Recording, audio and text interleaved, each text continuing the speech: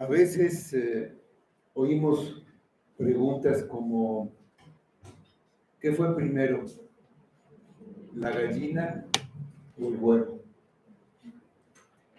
Y parece una pregunta difícil de responder, pero si vamos al origen, ahí vamos a encontrar la respuesta. Y vamos al origen y dice que Dios hizo las aves. Ahí está la respuesta, no solamente de esta pregunta, sino sabemos de dónde viene el gallo. Dios creó una pareja de animales, que ese fue el principio. Y como todas las cosas, pues tienen un origen, y ahí está mucha de la respuesta por qué son así, por qué deben ser así. Hablando del amor de Dios, oímos que hay que amar a Dios, que hay que amar al prójimo, y nos preguntamos, bueno, amar a Dios y también al prójimo, pero ¿por qué? ¿Cómo? Tenemos que ir para contestar esto también al origen. Y el origen de esto está explicado aquí en la carta de Juan, en la primera carta, en el capítulo 4. Vamos a ver los versículos 19 a 21. El origen de lo que estamos estudiando ahora. Dice así la palabra de Dios. Nosotros le amamos a Él porque Él nos amó primero. Si alguno dice, yo amo a Dios y aborrece a su hermano, es mentiroso, pues el que no ama a su hermano a quien ha visto, ¿cómo puede amar a Dios a quien no ha visto? Y nosotros tenemos este mandamiento de Él. El que ama a Dios, ame también a su hermano. Vamos a orar. Señor, te damos muchas gracias por tu misericordia de habernos amado, de habernos mostrado el amor, de guiar nuestra vida, de haber dado a tu Hijo Jesucristo, toda la obra que hizo a nuestro favor. Gracias a eso estamos aquí en este día adorándote, glorificándote y pedimos tu ayuda, tu presencia de una manera pues especial, ayudándonos, guiándonos y también bendiciéndonos a través de tu palabra. Pues te pedimos que nos des más de ti, de tu Espíritu, y así podamos recibir todo el beneficio que está en la palabra escrita que tenemos y que nos sea aplicada por ese Espíritu que nos has dado. Pedimos todo en nombre de tu Hijo Jesús, que sea solamente para tu gloria. Amén. Bueno, Juan ha estado haciendo muchas cosas en su carta, muchas cosas referentes al amor de Dios. Dice que Dios es amor, Él es amor, y lo que sale de Él tiene que ser amor. El amor de Dios para con nosotros se muestra en que envió a su Hijo unigénito para que tuviéramos vida. El amor se origina en Dios, proviene de Dios y nunca de nosotros. Consiste no en que nosotros lo hayamos amado a Él, sino que Él nos amó a nosotros y envió a su Hijo en propiciación por nuestros pecados. Nadie ha visto jamás a Dios porque es espíritu y es invisible. Además, nadie podría estar delante de su gloria y su santidad sin ser consumido. Lo conocemos a Él por medio de su Hijo encarnado. Ahora Jesús ya no está presente, ya no es visible entre nosotros para manifestarlo. Las personas no verán el amor de Dios a menos que los creyentes nos amemos unos a otros. Si nos amamos mutuamente, Dios se mostrará atestiguando que permanece en nosotros y que su amor se ha perfeccionado en nosotros. Por lo que el Dios invisible se revela a través del amor visible de los creyentes. El amor se originó en Dios y se manifestó en su Hijo y se demuestra ahora en su pueblo. El amor de Dios se perfecciona, se hace maduro y completo, más grande y firme, cuando se entiende, se cree y se comprueba la verdad del Evangelio. Y eso es lo que han visto y han testificado Juan y los apóstoles. Esto es posible solamente por medio del Espíritu Santo que Dios ha dado a sus elegidos, que son aquellos que también testifican que el Padre ha enviado al Hijo, el Salvador del mundo, y confiesan que Jesús es el Hijo de Dios, igual que confiesan los apóstoles. Los que lo hacen pueden estar seguros que Dios permanece en ellos y ellos en Dios.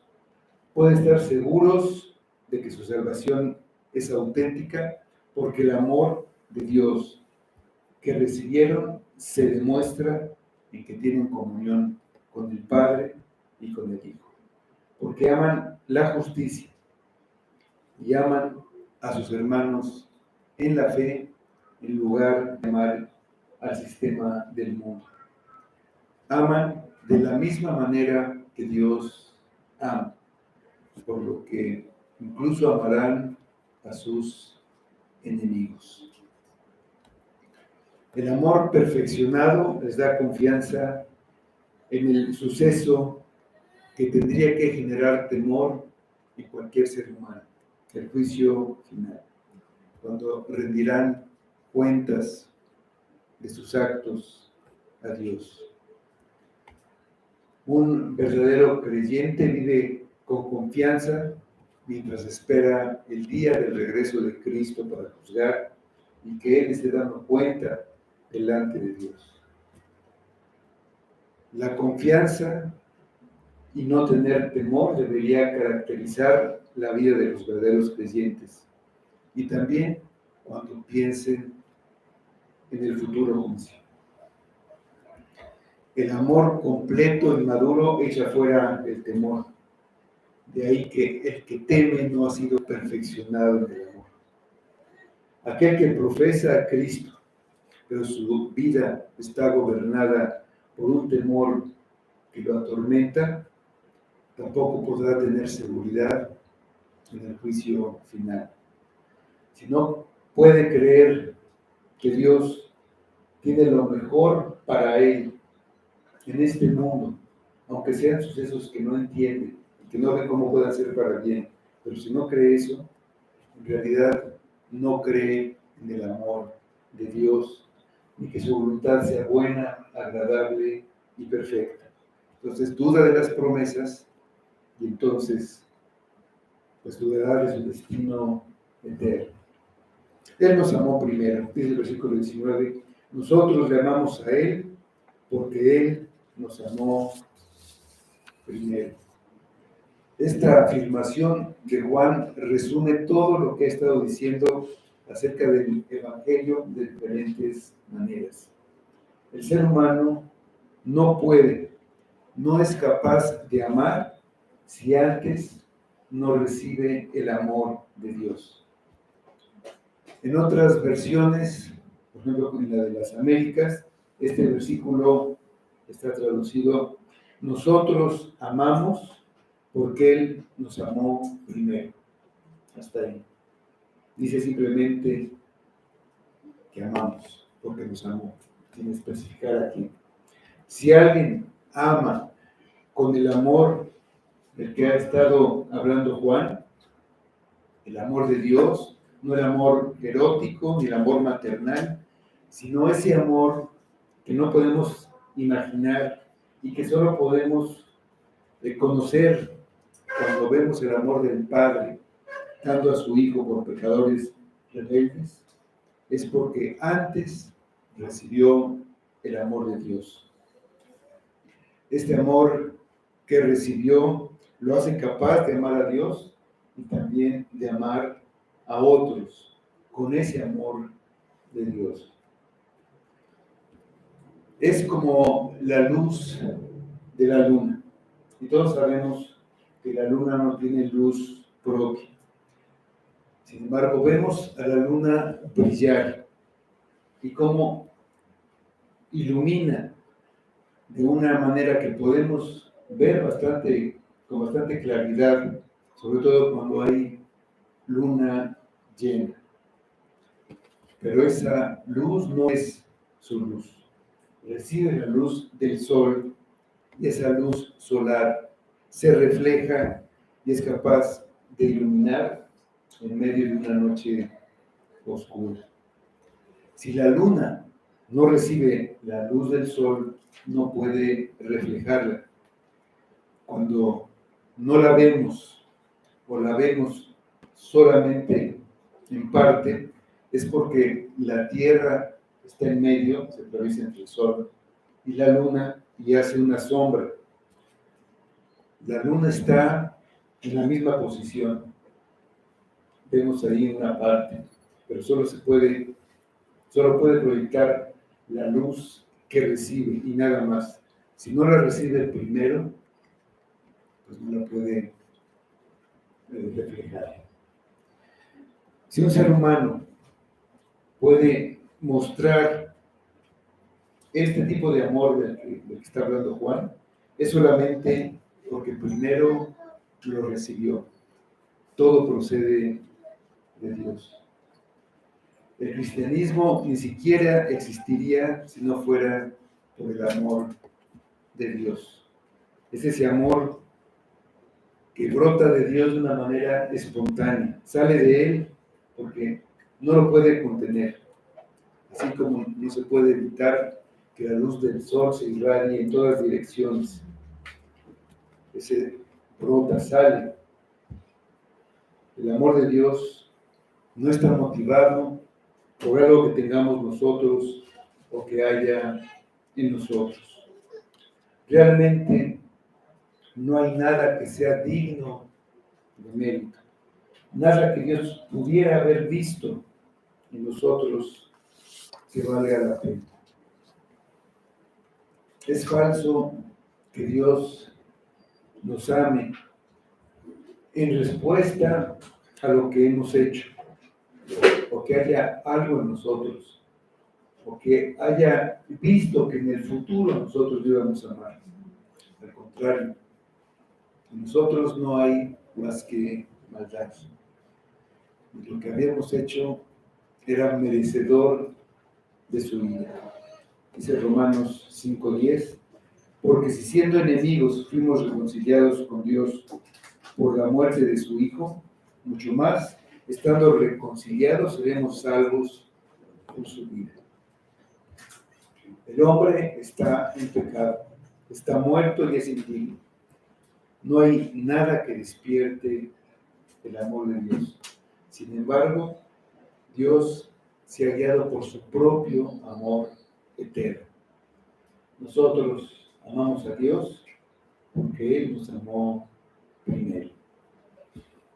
El amor de Dios nace y está motivado y surge totalmente de sí mismo. Y entenderlo es el principio del Evangelio. Pero la afirmación de Juan no se queda ahí. Lo que él quiere es que veamos que no se trata solamente de que Dios nos ame a pesar de nuestra condición, sino del efecto que tiene en nosotros el hecho que Dios nos ama. El resultado es que ese amor crea amor en nosotros y por consiguiente nosotros amamos a Dios y nos amamos unos a otros. Aquí es otra vez el mismo concepto que Juan ha estado explicando. En esto se ha perfeccionado el amor en nosotros.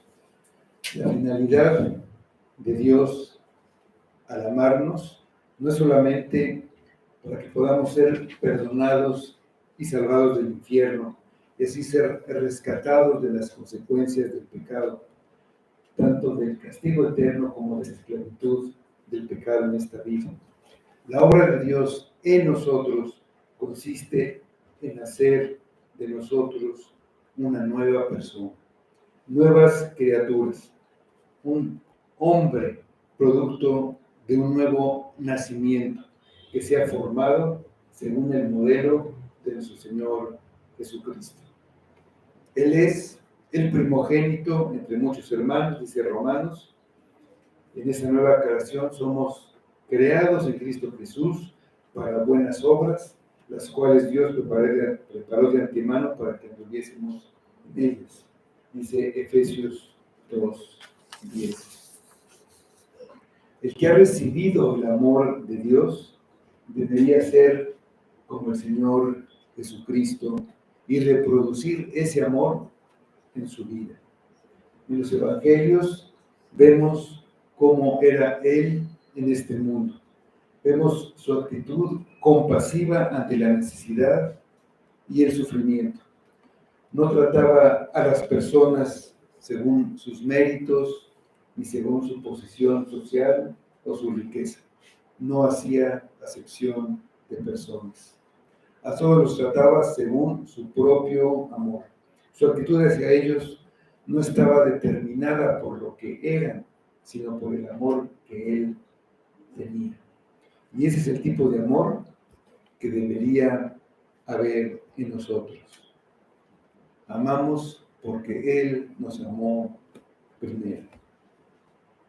Si somos criaturas que Dios ha amado, tenemos que ser criaturas que aman de la misma forma que Él amó. Cristo así nos amó cuando estuvo aquí y nos sigue amando igual ahora que está en su trono celestial. La conclusión a la que Juan nos lleva es que solo si tenemos en nuestro interior este amor, podemos tener la certeza de que verdaderamente Dios está en nosotros y nosotros en Él, y que tenemos comunión con Él. No son nuestras buenas obras ni ningún mérito que podamos tener, ni siquiera nuestro celo por predicar el Evangelio. La prueba definitiva es el amor de Dios que se manifiesta en nuestras vidas y en nuestra conducta. Si tenemos el amor de Dios, saldrá a la luz. No es solo decir, dice el versículo 20, si alguno dice, yo amo a Dios y aborrece a su hermano, es mentiroso. Pues el que no ama a su hermano, a quien ha visto, ¿cómo puede amar a Dios a quien no ha visto? Pues cualquiera puede decir que ama a Dios. De hecho, todos los que se dicen cristianos, y sobre todo todos los que asisten a una iglesia, lo dicen. Ellos creen que es verdad. Hasta se ofenderían si alguien les dice lo contrario. Si alguien les dice, no, tú no amas a Dios, pues, a ver, se molestarían. Con base en todo lo que he enseñado, Juan razona que no se trata solamente de decir que se ama a Dios, no es una verdadera demostración de amor. Dice, si no amamos a nuestros hermanos a quienes vemos, mucho menos amamos a Dios que es invisible. El amor que Dios tiene hacia nosotros viene de la fe. y no es por vista. Dice Pedro en su carta, primera carta, capítulo 1, versículo 8, a quien amáis sin haberle visto, en quien creyendo, aunque ahora no lo veáis, os alegráis con gozo inefable y glorioso. Viene de la fe, no es por vista. Es muy diferente del amor de los hombres, porque mientras Dios guía a su pueblo a amarlo a Él por su bondad infinita, muchas veces los hombres, los que están a nuestro alrededor, son dignos de odio, y eso hace difícil amarlos. Pero Dios se presenta entre nosotros en esos hombres que llevan su imagen. Si en la práctica hay una persona que es obvio que aborrece a su hermano, que no le habla, que está molesto con él, que no quiere saber nada de él, no quiere tener ninguna relación, de manera que ve a su hermano con indiferencia, no le importa, con malos ojos y hasta con odio en lugar de con amor. Lo que se puede decir de tal persona es que no ama a Dios. Está mintiendo con respecto a su afirmación de que ama a Dios, pues el que ama a su hermano, a quien ha visto. ¿Cómo puede amar a Dios a quien no ha visto? Dice Juan que esto es imposible. Y cualquiera pensaría que es mucho más fácil amar a Dios que amar a sus hermanos. Después de todo, Dios es perfecto, sin pecado, nunca nos ha ofendido, no tiene fallas en su carácter ni en su naturaleza. Solo nos ha mostrado amor y además pues, nos ama. En contraste, nuestro hermano es pecador. Tal vez ha pecado contra nosotros. Tiene defectos y en él hay cosas que nos desagradan. Desde cualquier perspectiva sería más fácil amar a Dios que a cualquier ser humano. Hay muchas cosas que nos impiden amar a nuestros hermanos que no existen con relación a Dios. Con esa lógica, creemos que es más fácil amar a Dios, aunque no lo hayamos visto, que a nuestros hermanos que estamos viendo y con quien tenemos roces y conflictos. Y nos engañamos a nosotros mismos pensando que aunque no amamos a nuestros hermanos, sí amamos a Dios. Bueno, al final de cuentas pensamos que eso es lo único que importa. Aparentemente la afirmación de Juan contradice las enseñanzas de nuestro Señor con relación al gran mandamiento. En Mateo 22, 36 a 39, dice: Maestro, ¿cuál es el gran mandamiento en la ley? Jesús le dijo: amarás al Señor tu Dios con todo tu corazón y con toda tu alma y con toda tu mente. Ese es el primero y grande mandamiento. Y el segundo es semejante: amarás a tu prójimo como a ti mismo. El orden es amar primero a Dios y después al prójimo. Y algunos dicen que Juan está invirtiendo el orden y dice que debemos empezar por amar al hermano para poder llegar a amar a Dios. Pero Juan no está enseñando que debemos empezar por amar a nuestros hermanos para después amar a Dios. No está diciendo que primero ames a tus semejantes y eso te llevará a un nivel más elevado, y entonces podrás amar a Dios. Esa idea ha llevado al llamado evangelio social, en lo que lo importante es la humanidad. se pone en primer lugar al hombre y sus necesidades antes que a Dios. Pero Juan no está ni siquiera insinuando nada parecido. Lo que dijo fue que si un hombre declara amar a Dios, pero no ama a su hermano, es un mentiroso. Como acabo de decir, nosotros amamos porque Él nos amó primero. Si somos capaces de amar, es porque Dios nos amó. En realidad, para Cristo no hay una separación entre esos dos mandamientos. Van juntos. Si el primer mandamiento es amar a Dios con todo el corazón, todo el alma y toda la mente, es decir, con todo el ser, entonces mi prioridad será hacer lo que Dios me pide.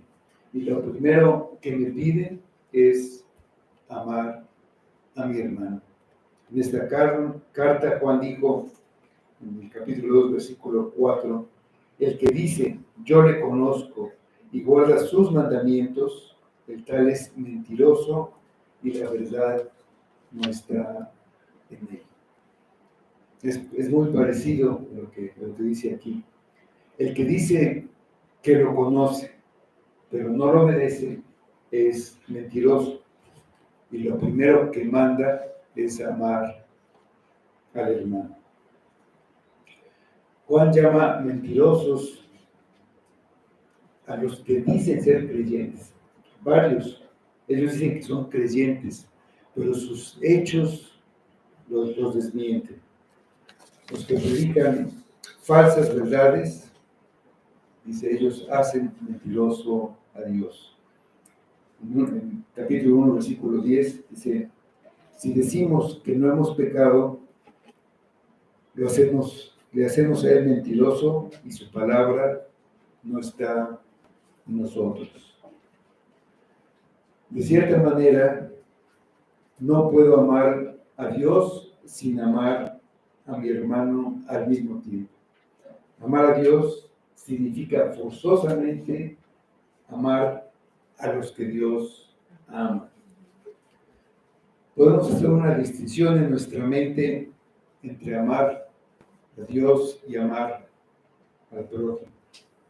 Pero en la práctica, por motivo de la naturaleza del amor de Dios, es un amor que hace que el que lo recibe necesariamente lo dé a los demás, incluyendo a Dios mismo. Es imposible amar a Dios y querer obedecerlo y agradarlo sin amar al hermano, porque eso es lo que Dios quiere que nosotros hagamos. En aquel tiempo, igual que ahora, había personas que pretendían tener un amor y un conocimiento muy profundo de Dios. Los místicos de antes y los muy espirituales de ahora tratan de convencernos de que se trata de sentimientos, de emociones. Hacen un esfuerzo por aumentar sus experiencias para poder tener una relación más estrecha con Dios. Pero en la práctica son egoístas, iracundos, desprecian y hasta odian a los demás. Y Juan quiere advertirnos en contra de ese pensamiento. Como lo expresa, muestra que el amor de Dios en nosotros es práctico. Amar a Dios significa guardar sus mandamientos. Ahí en el Evangelio de Juan, en capítulo 14, versículo 21, dice Cristo, el que tiene mis mandamientos y los guarda, es el que me ama, y el que me ama será amado por mi Padre, y yo le amaré y me manifestaré a él. Pues no es alguien que entre en un éxtasis o tenga visiones y revelaciones. Tampoco es alguien que tenga emociones y sentimientos sublimes. El que lo ama es el que cumple sus mandamientos. Si no los guardamos, no lo estamos amando. La forma en que se manifiesta nuestro amor por Él es obedeciendo, haciendo lo que quiere que hagamos.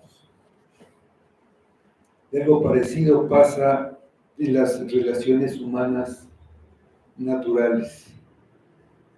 En estas relaciones el amor muchas veces es exaltado. Muchos dicen cosas maravillosas del amor, pero casi nunca las ponen en práctica. Y la razón es que su amor es solamente un sentimiento. Son personas difíciles de tratar. Muchas veces su vida personal es una tragedia, incluyendo sus matrimonios. Simplemente no llevan el amor a la práctica. La forma de amar a una persona no es escribiéndole cartas, poesías o canciones, llevándole serenata o, como se acostumbra, tríos, y dándole regalos sorpresa. Para las mujeres les agrada y no hay que dejar de hacerlo, pero eso no es el amor, sino haciendo cosas que ayuden a la persona y mostrar el amor con sus acciones diarias, constantes. La vista, en un sentido, tiene que ver mucho con el amor, por ser como somos nosotros. Es más fácil amar a alguien que vemos. Cuando dejamos de ver a alguien, nuestra relación se enfría y se hace distante. Lo vamos olvidando, aunque haya sido una relación muy estrecha. El tiempo y la distancia hacen la diferencia, se va enfriando. Pues en un sentido, la vista nos ayuda a amar a alguien. Cuando vemos a alguien que no habíamos visto hace tiempo, pues nos da gusto. Y cuando es un amor verdadero, puedes tener un hijo aquí en la ciudad y otro que vive en Boston, por ejemplo, y pues no vas a dejar de amar al que está lejos porque no lo ves. Un amor verdadero ama tanto al que ve como al que no ve. Por eso, amar a Dios en realidad es difícil. Nos equivocamos cuando decimos que lo amamos. Nadie ha visto jamás a Dios. Y como seres humanos nos resulta difícil amar. Ver a quien despierta nuestro amor nos ayuda mucho. Juan nos recuerda lo difícil que es amar a Dios. Tenemos la fe, la esperanza y el amor, dice Pablo. Lo más grande es el amor. Entonces, a lo último que llegamos, sentimos gratitud. Sentimos que dependemos totalmente de Él antes de amar. Amar a Dios es el máximo logro que podemos tener en esta vida. Por lo que Juan tiene toda la razón cuando dice que es más fácil amar a nuestro hermano que vemos que a Dios a quien no vemos. Lo que vemos en el hermano es el amor de Dios, por lo que si no somos capaces de hacer lo más fácil, amar al hermano que vemos, pues no haremos lo más difícil que es amar a Dios. Por eso dice Juan que los que dicen amar a Dios y aborrecen a sus hermanos son unos mentirosos. Se convencen a sí mismos de que aman a Dios, pero es una falsedad. Si conocieran algo del amor de Dios, sabrían que los que aborrecen a otros, sean quienes sean, no aman a Dios, porque Él los amó a ellos cuando aún eran pecadores. Conocer el amor de Dios es amar al que es indigno y que solo nos inspira rechazo. Que ese fue el amor con que Dios nos amó a cada uno de nosotros. Este es el punto de partida. Si no aman al hermano a quien Dios ama, no conocen el amor de Dios. El que ha recibido el amor de Dios lo refleja. Ve a un hermano, dice, si este es una persona de la que Dios se hizo cargo, al igual que conmigo, en su gracia, misericordia y amor, yo lo veo como Dios me ve a mí. Así, al amar al hermano al que estamos viendo, estamos amando a Dios a quien no vemos. Amar a Dios y amar al hermano son inseparables. Dios no nos pide que lo amemos sin haberlo visto. Nos dice que la manera de amarlo es amando a los que son de Él, a los que le pertenecen. Si los amamos, lo estamos amando a Él, porque es su amor que recibimos lo que nos permite amarlos a ellos. Tenemos finalmente el mandamiento de siempre. Dice el versículo 21, y nosotros tenemos este mandamiento de Él. El que ama a Dios, ame también a su hermano. Entonces el mandamiento es tanto que lo amemos a Él como a nuestros hermanos, no solamente a Él. Después de todo, nuestros hermanos llevan la imagen de Dios. Lo que Juan ha enseñado claramente es que amar a Dios y amar al prójimo no pueden separarse, lo cual está de acuerdo con el mandamiento que Dios nos dio. Es un mandamiento, no hay forma de ponerlo en duda. No importa lo que yo crea ni lo que yo quiera, es un mandamiento de Dios. No puede cuestionarse, tiene que obedecerse. Ya dijo Juan que no es un mandamiento nuevo, es el mandamiento antiguo que tenemos desde el principio. Y como toda la ley moral que está escrita en el corazón de cada hombre, ha estado vigente siempre. A Caín aborrecía a Abel, Dios trató con él, con Caín, por este pecado.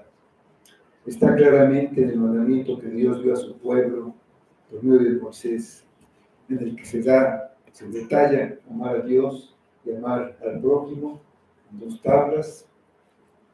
La primera, amar a Dios, y la segunda, amar al prójimo. Para evitar las interpretaciones a nuestro gusto, se expresa en forma positiva y en forma negativa. Aunque sabemos que por la corrupción humana siempre buscamos la manera de torcer la ley a nuestra conveniencia, como hacían los fariseos y los saduceos, y como hacen ahora los legalistas y los liberales que quieren vivir sin ley. De lo que no hay duda es que Dios nos manda a amarnos unos a otros. El que dice que amar es algo que no se puede mandar porque no controlamos nuestros sentimientos ni nuestras emociones, está olvidando de qué amor está hablando Juan. Es el amor con que Dios nos amó. Cuando nos manda amar, no significa que nos guiemos por lo que sentimos en ese momento. No se trata de seguir nuestros impulsos, sino todo lo contrario. No veo a los demás como son, ni veo lo que hacen. Tomo el punto de vista de Dios y los veo con los ojos de Dios. Los veo como Él los ve. Los veo bajo la luz del Evangelio y simplemente hago lo que Dios hizo conmigo. Hacer un mandamiento positivo es algo que yo debo hacer. Yo tengo que ir y hacerlo. Es lo contrario a un mandamiento negativo que para obedecerlo tengo que evitar hacer algo. La ocasión se presenta precisamente cuando hay problemas y dificultades. La tendencia natural es apartarnos de aquel con el que se tienen roces. Y puede parecer sabio y prudente. Puede parecer que queremos evitar que el problema crezca. Es entonces cuando yo decido obedecer a Dios y voy a buscar la reconciliación. No me pongo a considerar quién tiene la razón ni quién empezó. Muchas veces esa es nuestra excusa. Él empezó. Voy dispuesto a perder, a ceder, a ser humillado y a perder. Eso es lo que hizo Cristo con nosotros. Nos amó primero y se entregó a sí mismo, perdiendo hasta su vida, humillándose hasta la muerte. El amor que debo dar debe ser como el de Cristo. Un amor que no busca nada a cambio, que perdona incondicionalmente, que lleva las cargas de otros y se sacrifica para suplirle sus necesidades. Dice Gálatas 6:2. Sobrellevar los unos las cargas de los otros y cumplir así la ley de Cristo. El que ama a Dios, ame también a su hermano. Y el término hermano puede significar el hermano de sangre, un compañero cristiano, semejante o prójimo. Pero en esta carta se usa para creyentes con un significado primario.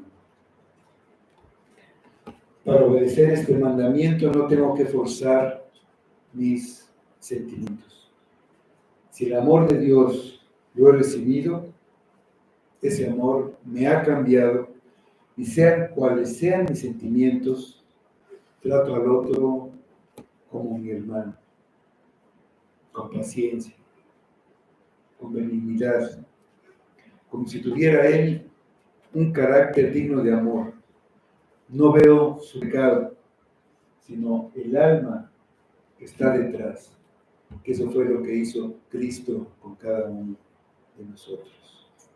Si tengo compasión y lo trato así, la capacidad del amor de Dios de transformarme entrará en acción y empezaré a experimentar hacia Él, hacia mi hermano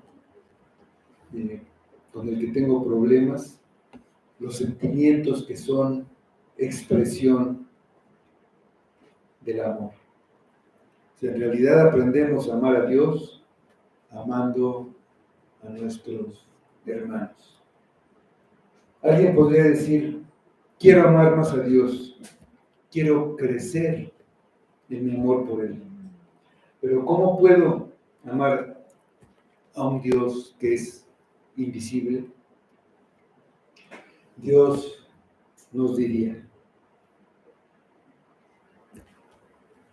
Aprende a amarme a mí, a quien no puedes ver, amando a tus hermanos, a quienes sí puedes ver. Ama a tu hermano y estarás amando a Dios. Vamos a orar.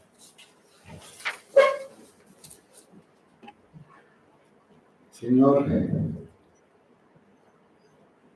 pues te damos nuevamente gracias por tu palabra. Sabemos que por nuestra naturaleza caída tenemos en nosotros todo lo necesario para aborrecer, para enojarnos, para llenarnos de ira.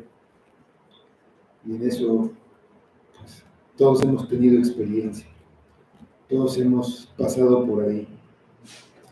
Es algo que debemos dominar y controlar, y lo podremos hacer solamente si este amor entre nosotros y nos cambia. Ayúdanos, Señor, que podamos ver en nosotros ese amor reflejado en cómo tratamos a los demás, cómo nos acercamos, cómo nos interesamos por aquellas personas que, pues, con las que no tenemos incluso nada en común. Obra en esta iglesia, Señor, que se pueda ver ese amor entre nosotros, que puedan ver los de afuera y decir, mira cómo se aman, como dijeron de los primeros cristianos. Ayuda a esta iglesia a madurar, a perfeccionar tu amor, y que lo podamos ver en cada uno de nosotros. Te pedimos que sigas bendiciendo este día, este culto. Te pedimos por nuestros hermanos que no pudieron estar aquí con nosotros, y que también sean bendecidos por el Evangelio, que también lleguen a percibir ese amor de parte de nosotros. Pedimos todo en el nombre de Cristo, para tu gloria. Amén.